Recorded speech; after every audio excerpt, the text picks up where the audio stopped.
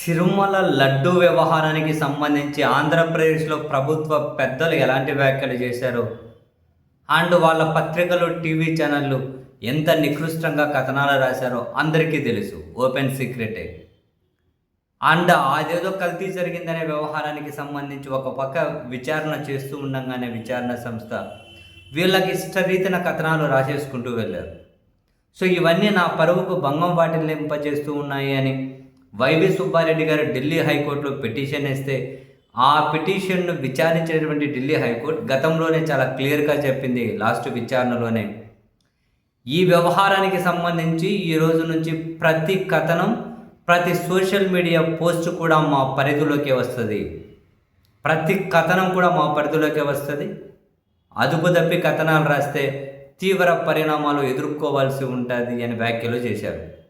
ఈరోజు మరోసారి ఆ పిటిషన్ను విచారించిన హైకోర్టు మరో కీలక నిర్ణయం కూడా వెలువరించారు. ఇక నుంచి రాయబోయే కథనాలు సోషల్ మీడియా పోస్ట్ పరిధిలోకి రావడమే కాదు, ఇంతకు ముందు రాసిన కథనాలపై కూడా ఖచ్చితంగా నిర్ణయం తీసుకుంటాం. ఇంతకుముందు రాసినటువంటి కథనాలు ఏవైతే ఉంటాయో ఆ కథనాలపైన కూడా మేము నిర్ణయం తీసుకుంటాము అని. ఈ క్రమంలో ఈ కథనాలపై ఇంటీరియం ఇంజెక్షన్ కోసం రిక్వెస్ట్ వచ్చినా కూడా ఢిల్లీ హైకోర్టు తిరస్కరించింది. సో ఈ విచ్చలవిడి కథనాలు, ఇంతకుముందు రాసిన కథనాల మీద ఢిల్లీ హైకోర్టు నిర్ణయం తీసుకోబోతుంది.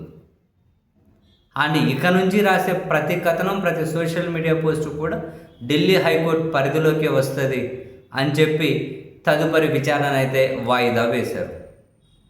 సో అదే సమయంలో సుప్రీంకోర్టులో కూడా దీనికి సంబంధించి వేరే విచారణ జరుగుతూ ఉంది.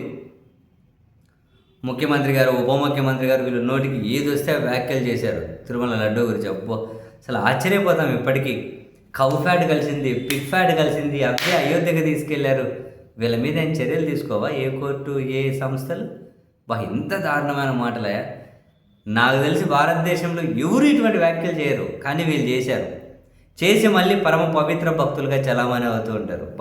ఏం గొప్పతనమయ్యా మన సమాజంది. వాళ్ళకు మళ్ళీ మద్దతు తప్పట కొడతారు పరమ పవిత్ర భక్తులు వీళ్ళంటే.